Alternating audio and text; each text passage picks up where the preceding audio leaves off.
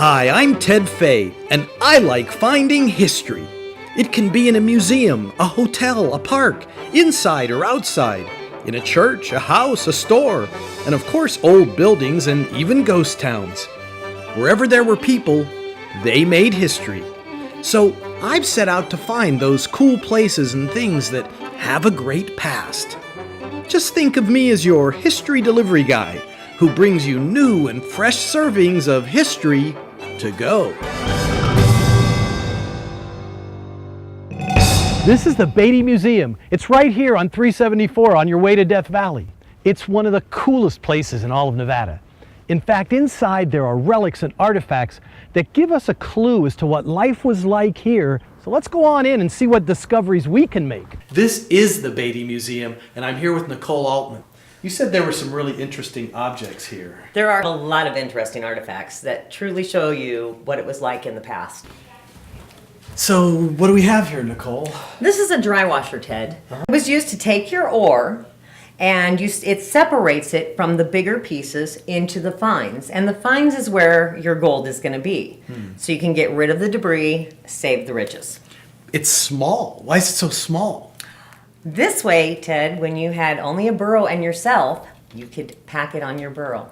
This was a little portable. So you could take it with you, pack it on your burro, Right. head out to the hills, Yep. and get your gold, Yeah.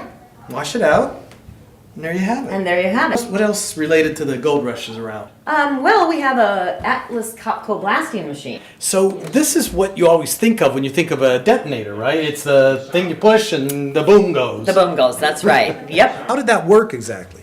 Well, you would run wires from that machine to your charge, which was already placed strategically in the rocks that had been drilled. The man would stand back and push down. I always think of it in the cartoons. I've noticed while we were here, there are folks here enjoying the museum. Wonder if they talk to us. Well, they just might. See if we can get them to talk to us. Some visitors came into the museum just now, and I want you to tell us your name. My name's Ken Lamson.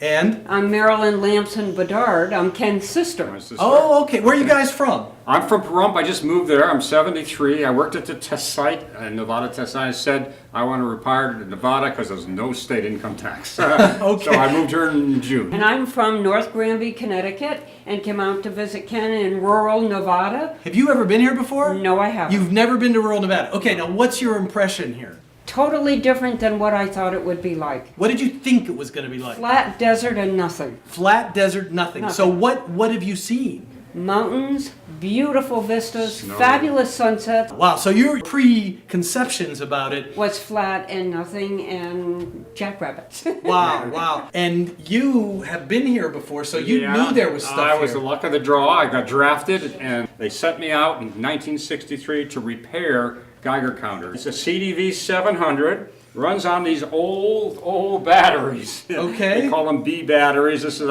and it has the headphones you put on. Yeah. And it's and sometimes you'd ride a horse or a mule, and they would be surveying for fallout. So wait, you were riding a horse or a mule? You would ride a mule. Did you ever ride a mule? Yes, I did. You rode, well, hold on a second. You rode a mule with your Geiger counter. Holding this down, with the headphones on. And so you're trying to find out how much radioactivity there is. On the ground. On your mule.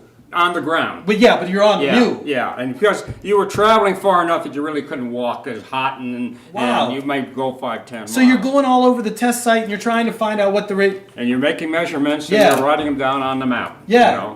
Because of the fallout from the tests. Right. And the fallout stopped in '63 was when they stopped doing above ground. Okay. And everything after that was below ground. But these are pre-'63, and they would build buildings here. They would build banks and houses and blow them up with the atomic bomb to see the effects on the buildings. And so did you go to where those buildings Yes. were? You went to where the buildings Right. were, and you'd take your little Geiger counter and see what the Exactly. radioactivity And was. the interesting thing was the explosion didn't damage the building. It was the suction after the Wow. Explosion. So the buildings would get sucked in instead of exploding out. So they would, and then they'd fall. Wow. And it's really a part of this region of Nevada's history. Right. I mean, people, from what I understand, used to sit out and watch the plumes, right? Yes, they used to would watch even do the- that in Vegas. They would take a lawn chair, go up on the top of the casinos, or sit around the pool, because they knew when the shot was going to be, and they'd sit back and they'd watch this mushroom cloud from 100 miles away. That's about how far Las Vegas is from Right. the test center. How soon after the blast did they send you out on your mule? Oh, years. Years. Yeah. This was years Yeah, after the yeah, blast. Yeah, I was characterizing the area. You would not want to be where the blast was. You really brought Yeah. this little piece of equipment to life for us. And we're going to keep on our tour of Beatty here, but you guys have really helped us Okay. tell this little story It's here. been Thank you so much. Thank you. So All nice right. to meet you. Great, Thank you. great, and glad Give me you're that here. Viagra counter back.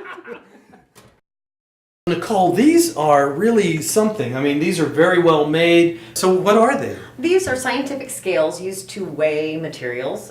In this case of Beatty, during the time, most probably gold. The prospectors would have come in, or the miners would have come in with maybe a sampling of ore and determined what the value was, or? Yeah, that as well as once it was milled, they would come in with the actual gold to Right. trade it in for cash. So where did these come from exactly? These particular scales were actually used here at the assayer's office in Beatty. And does that assay office still stand? Yes, it does. It's now called the Happy Burrow. The Happy Burrow. Mm-hmm. The Happy Burrow. It's a bar. I was going to ask you what made the burrow so happy. Well, it might be their chili because they're famous for that too. We're going to The Happy Burrow. the Happy Burrow.